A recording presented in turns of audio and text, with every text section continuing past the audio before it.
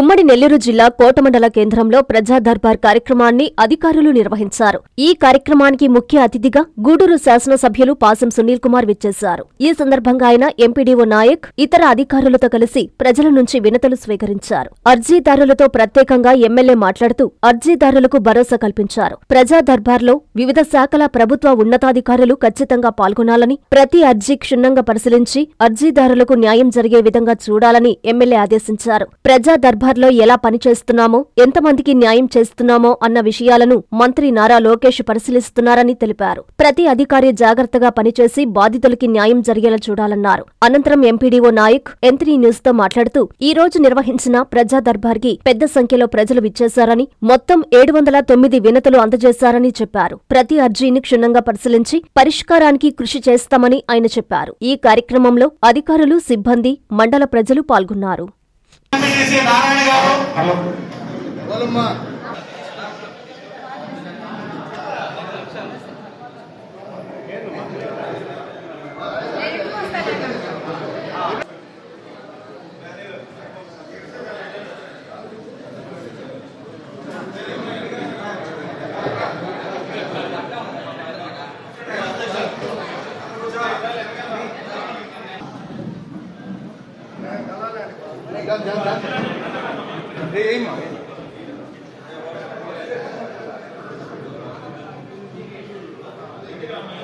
జరిగింది.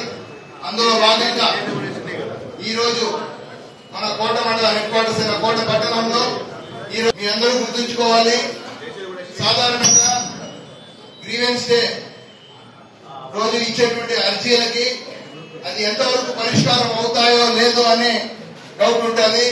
కానీ ఈ రోజు ప్రజా విజ్ఞప్తుల దినోత్సవం, ఈ రోజు గౌరవ శాసనసభ్యుల గారితో పాటు ప్రతి డిపార్ట్మెంట్ నుంచి కూడా అధికారులు ఇక్కడికి రావడం జరిగింది. సో మీరు ఇచ్చే అర్జీ ఏ డిపార్ట్మెంట్ కి సంబంధించిందో ఆ శాఖకి వెళ్ళడం జరుగుతుంది.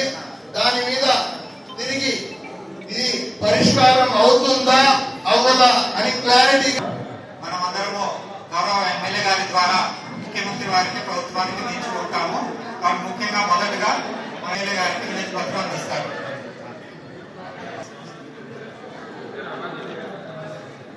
అదేవిధంగా ఇలా గూడూరు నియోజకవర్గాన్ని నెల్లూరు జిల్లాలో కలపాలి అనే కాన్సెప్ట్ లో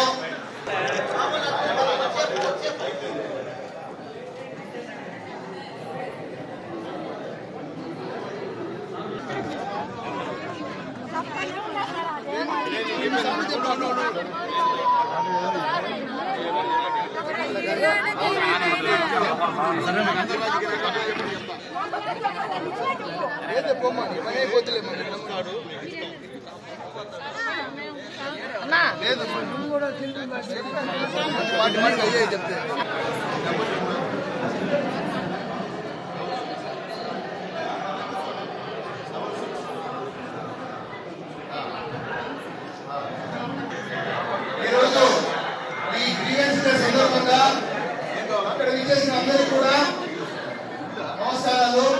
ఈ గ్రీవెన్స్ డే పురస్కరించుకొని ప్రజా సమస్యల పరిష్కార వేదిక ప్రజా దర్బార్లో వచ్చేటువంటి ప్రతి అర్జీకి ఖచ్చితంగా మీకు తిరిగి సమాధానం చెప్తాం. దయచేసి మీ ఫోన్ నెంబర్లు అయితే అక్కడ ఇవ్వండి. అలాగే అధికారులందరూ కూడా రిక్వెస్ట్ చేస్తున్నాను, ఇవన్నీ కూడా మా వినయ్ ఉన్నాడు ఇక్కడ, గవర్నమెంట్ నుంచే ఏర్పాటు చేశారు. ఆయన మీకు అంతా కూడా ఆన్లైన్ లో ఈ అర్జీలన్నీ కూడా పంపిస్తారు. ఒక కాపీ సీఎం గారి ఆఫీస్ కి, ఒక కాపీ మీకు వస్తుంది. దయచేసి దాంట్లో పరిష్కారం అయ్యేటువంటి సమస్యలు ఉంటే ఖచ్చితంగా పరిష్కారం చేయండి.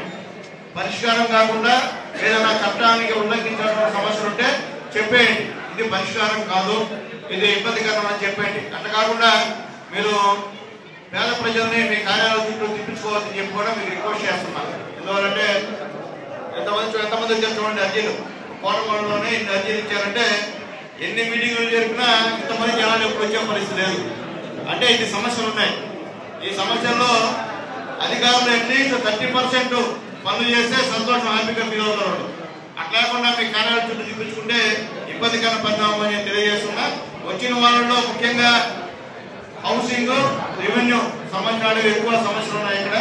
కాబట్టి మా గౌరవ ఎంఆర్ఓ గారు అలాగే హౌసింగ్ సంబంధించిన వాళ్ళు కూడా ఈ విషయంలో ప్రత్యేక దృష్టి పెట్టాలన్నటువంటి అవసరం ఉందని చెప్పి నేను తెలియజేస్తున్నా. ఈరోజు ఎన్డీఏ గవర్నమెంట్ లో గెలిచినటువంటి 175 మంది ఎమ్మెల్యేలు కూడా ప్రతి శుక్రవారం ప్రజా దర్బార్ని నిర్వహిస్తున్నాం. ఒకసారి గూడూరులో పెట్టాం, ఈ రోజు ఇక్కడ కోటా పెట్టాం. తెలుగుదేశం పార్టీ క్యాడర్ తో ఒక 15 నిమిషాలు మీటింగ్ ఉంటుంది, దాంట్లో కూడా క్యాడర్ ఉండమని చెప్పి కూడా రిక్వెస్ట్ చేస్తున్నాం. కాబట్టి దీని ప్రజా దర్బార్ని ఉపయోగించాలని నేను తెలియజేస్తున్నా. అలాగే ముఖ్యంగా ఇక్కడికి వచ్చి మా ఎంఆర్ఓ గారు అలాగే మా ఎంపీఓ గారు ఇక్కడ ఉన్నటువంటి ప్రజా సంఘాలు మా వెలుగు వాళ్ళు అందరూ కూడా రిప్రజెంటేటివ్ తీసుకుని ఇచ్చారు. వాళ్ళందరి అభిప్రాయం, వాళ్ళ గుండెలో ఉండే అభిప్రాయం మన గూడూరుని నెల్లూరులో కలపాలి, లేకపోతే జిల్లా కేంద్రం చెప్పి అందరూ కూడా చెప్తున్నారు. మా వంతు ప్రయత్నం నేను చేశా. ఒక శాసనసభ్యుడిగా గూడూరులో పుట్టినాను కాబట్టి మీ అందరి దేవాలయం ఎమ్మెల్యే చేశాను కాబట్టి అసెంబ్లీలో ప్రస్తావించా. ఆల్రెడీ సీఎం గారి దృష్టికి తీసుకెళ్లాను. కానీ ఈరోజు ఆ ప్రతిపాదనే లేకుండా ఉండడం నిజంగా కడుపులో నీళ్లు వస్తున్నాయి. ఎందుకంటే ఈరోజు ప్రజల మనోగతం అంతా అదే. ముఖ్యంగా ఇబ్బందులు అర్థమైపోయింది. ఈరోజు ఎమ్మెల్యేలు పోవాలన్నా అక్కడ ఎంత దూరంగా అధికారుల ఆఫీసులు ఉంటాయో అర్థం కానటువంటి పరిస్థితి, పేదవాడు అక్కడ పోయే పరిస్థితి కాదు. అట్లాగే ముఖ్యంగా పోలీస్ సిబ్బంది కానీ, రెవెన్యూ సిబ్బంది కానీ, వ్యాపారస్తులు కానీ అనేక ఇబ్బందులు పడుతున్నారు. పోలీస్ సిబ్బంది అయితే ఎక్కడ ఏం జరిగినా మన గూడూరుకు సంబంధించిన వాళ్ళు డ్యూటీకి పోతారు. అన్యాయం. నేనైతే 2 పోలీసులు ఏడ్చారు నా దగ్గరకు వచ్చి. నిజంగా వాళ్ళు కడుపు పడిపోయింది. అంటే ఇన్ని బాధలు పడతా కూడా ఓర్చుకుని వాళ్ళు బయటపడ్డాక గమ్మున్నారు. కాబట్టి ప్రజల యొక్క ఆవేదనని ఖచ్చితంగా సీఎం గారు అర్థం చేసుకుంటారని చెప్పే నమ్మకం మాకుంది. దీంట్లో కూడా నేను మళ్ళీ తెలియజేస్తున్నా పత్రికా మిత్రులు కూడా, అయ్యా నా ప్రయత్నం అయితే ఖచ్చితంగా నేను చేస్తాను. దీంట్లో అయితే ఇంకో మాట లేదు. అది ఏమైనా నాకు రాజకీయంగా తర్వాత భవిష్యత్తు లేకపోయినా నేనైతే ఈ విషయంలో కట్టుబడి ఉండాలని చెప్పి కూడా మాటిస్తున్నా. ఇది పొలిటికల్ చేయట్లేదు, ఇది పొలిటికల్ చేయాల్సిన అవసరం లేదు. ఎందువల్లంటే నా ప్రజల అభిష్టం, నేను వేరే ఇతర పార్టీల అభిష్టం కాదు, నా గూడూరు నియోజకవర్గ ప్రజల అభిష్టం. కాబట్టి అభిష్టాన్ని నెరవేర్చే బాధ్యత మీ అందరి దైవాలకు గెలిచినటువంటి నాకు ఉంది. కానీ కాకపోతే నేను కూడా రాజకీయాలను నిర్మించుకుంటా. దానిపై రెండో మాట అని చెప్పి నేను మళ్ళీ తెలియజేస్తున్నా. ఎవరు చెప్పరు కానీ చెప్తున్నా. ఎందువల్లంటే దానికోసం పోరాడా, 2 సార్లు అసెంబ్లీలో మాట్లాడా. ఎప్పుడు ఇచ్చినా ముఖ్యమంత్రి గారి దగ్గర నుంచి మంత్రుల వరకు అన్ని అర్జీలు ఇచ్చా. అలాగే నిన్న కూడా మొత్తం అందరూ 7 మంది మంత్రులకి లెటర్లు పంపించా. ముఖ్యమంత్రి గారికి లెటర్ పంపించా, లోకేష్ బాబు లెటర్ పంపించా. ఆ ప్రయత్నంలో మాత్రం ఎక్కడ లోపం లేకుండా అయితే నేను చేస్తా. ఎందుకంటే చెప్పినా కట్టుబడి ఉన్నాను కాబట్టి. అంటే రెండో మాట్లేదు, రాజకీయాలు వేరు, ఈ గూడూరు విషయం వేరు. దీన్ని ఏమి పొలిటికల్ ఏమి ఎవరు చూడాల్సిన అవసరం లేదు. దీని మీద పొలిటికల్ విమర్శలు ఏమి అవసరం లేదు. ఖచ్చితంగా మనము చేసే పని గవర్నమెంట్ కి రిక్వెస్ట్ చేసుకోదాం, అంతేగాని మనసు ప్రకారంగా మాట్లాడితే కూడా ఉపయోగపడదు. మనం ఒప్పించి పని చేసుకుందాం అంతే తప్ప వేరే విధంగా చేసిన ఇబ్బందికరమైన పరిణామాలని చెప్పి అందరికీ నేను తెలియజేస్తూ, ఖచ్చితంగా ఈ విషయంలో అయితే మనస్ఫూర్తిగా కట్టుబడి ఉన్నా. దాంట్లో రెండవటువంటి మాట లేదని చెప్పి కూడా నా గూడూరు నియోజకవర్గ ప్రజలందరూ కూడా తెలియజేస్తున్నా. ఇప్పుడు కూడా ఎక్కడ కూడా నేను ప్రెస్ మీట్ పెట్టలా, చెప్పలా. కానీ ఇక్కడ చూస్తే నిజంగా ఇంతమంది ఆవేదన, ఒక కోట మండలంలోనే అన్ని డిపార్ట్మెంట్ వాళ్ళు ఈరోజు వచ్చి మమ్మల్ని నెల్లూరులో కనపడి జిల్లా చేయమని చెప్పి అడుగుతున్నారు. ఇంతమంది మనసులో ఉన్నటువంటి ఆవేదన, బాధ నాకు అర్థమవుతుంది. కాబట్టి ముఖ్యమంత్రి గారికి ఖచ్చితంగా మీ అందరి ఆవేదనని, బాధను కూడా తెలియజేయాల్సిన బాధ్యత నా మీద. కాబట్టి ముఖ్యమంత్రి గారితో కలిసి పర్సనల్ గా కలిసి మాట్లాడి ఖచ్చితంగా ఒప్పించేటువంటి ప్రయత్నాలు కూడా చేసేదానికి ప్రయత్నం చేస్తా. నేనేమి అంటే ఈ పాపం ఏముందో మీకు తెలుసు, అసలు ఈ పాపం ఎక్కడ జరిగిందో మీకు తెలుసు. నేను చేసే పని పొలిటికల్ ఉంటుంది కాబట్టి అర్థం చేసుకోమని చెప్పి కూడా అందరికీ తెలియజేస్తున్నా. విజ్ఞులు, పత్రికా మిత్రులు, అసలు దీనికి కారణం ఎవరో మీకు తెలుసు. ఆ కారణం కూడా విశ్లేషించండి. సునీల్ కుమార్ చెప్పాడు రాలేదు అని కాదు, అసలు దీనికి కారణం ఎవరు, మనం ఆ తిరుపతిలో పోయేదానికి కారణం ఎవరో కూడా ఆలోచించుకోమని చెప్పి కూడా మీ అందరికీ రిక్వెస్ట్ చేసి తెలియజేస్తున్నా. అది ఏమైనప్పటికీ మీ అభిప్రాయమే నా అభిప్రాయం, రెండో అభిప్రాయం లేదు. ఆ రోజు ఓట్లు కూడా ఏమని అడిగాను, మనం ఖచ్చితంగా మన నాయకులు నెల్లూరు జిల్లా కలుపుతారు అని అడిగా. ఆ ప్రజల్లో కూడా ఆ రోజు ఓట్లు ఇచ్చారు. ఈ విషయంలో ఇక్కడ కూడా మా ప్రజలే కాదు తెలుగుదేశం పార్టీలో ఉన్న ప్రతి క్యాడర్ కూడా అసంతృప్తి వ్యక్తం చేస్తున్నాం. వాస్తవం నేను చెప్పట్లేదని చెప్తున్నాం.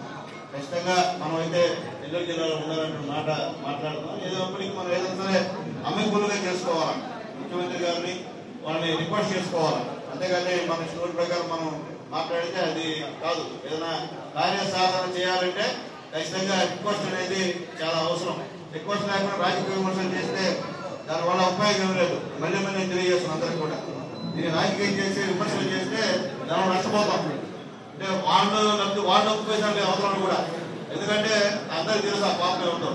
కాబట్టి మనం ఆ రోజు ఎలక్షన్ చెప్పాం కాబట్టి అది ఏ విధంగా సరే సాధించేంత వరకు అందరూ కూడా మంచిగా మర్యాదగా ముఖ్యమంత్రి గారిని, అలాగే పవన్ కళ్యాణ్ గారిని, లోకేష్ బాబు గారికి, అలాగే మంత్రులు 7 మంది మంత్రులు కూడా చెప్పాల్సిన బాధ్యత.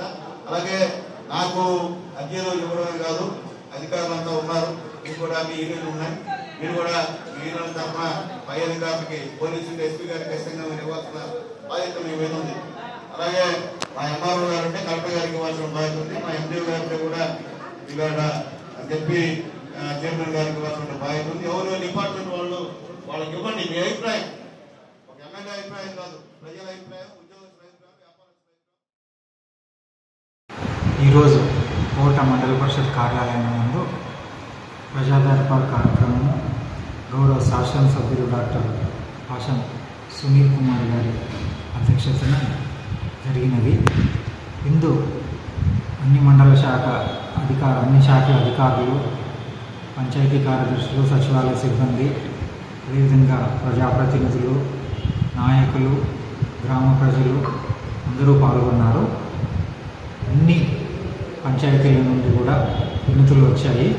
అందులో ముఖ్యంగా ఇంటి స్థలాలకు సంబంధించి 523 వినతులు, అదేవిధంగా పొలాలకు సర్వేకు సంబంధించి 32, హౌసింగ్కు 41, పింఛన్లకు సంబంధించి 12, భూ సమస్యల గురించి 56, పోలీస్ శాఖ వారి 16, విద్యాశాఖ 8, విద్యుత్తు 11, అన్నీ కలిపి 709 అర్జీలు స్వీకరించారు గౌరవ ఎమ్మెల్యే గారు.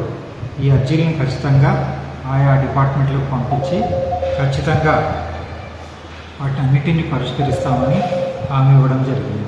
ప్రతి డాక్టర్ కల వెనక ఉన్న ధైర్యం, ప్రతి సాధకుణ్ణి నడిపించిన సంకల్పం నెల్లూరు నారాయణ. నీట్ 2025 ఫలితాల్లో ఆల్ కేటగిరీలో 13, 17, 38 వంటి 100లోపు ర్యాంకులతో పాటు ఓపెన్ కేటగిరీలో 161, 253, 323, 515, 546, 563, 804, 955, 962 వంటి 1000లోపు ర్యాంకులతో Nellore Narayana super sensational victory. ఒక్క ఈ సంవత్సరమే 386కు పైగా సీటు సాధించగలిగిన ర్యాంకులను ఆవిష్కరించిన నెల్లూరు నారాయణ ఇప్పటి వరకు 2 తెలుగు రాష్ట్రాల్లోనే అత్యధికంగా 2900కు పైగా మెడికల్ సీట్లు సాధింపజేసి నీట్ ర్యాంకుల లీడర్ గా నిలిచిన నెల్లూరు నారాయణ అప్పుడైనా ఇప్పుడైనా ఎప్పుడైనా నీటిలో నెల్లూరు నారాయణ తరువాతే ఎవరైనా. నీట్ లాంగ్ టర్మ్ అడ్మిషన్లకై సంప్రదించండి. Narayana medical academy, Nellore.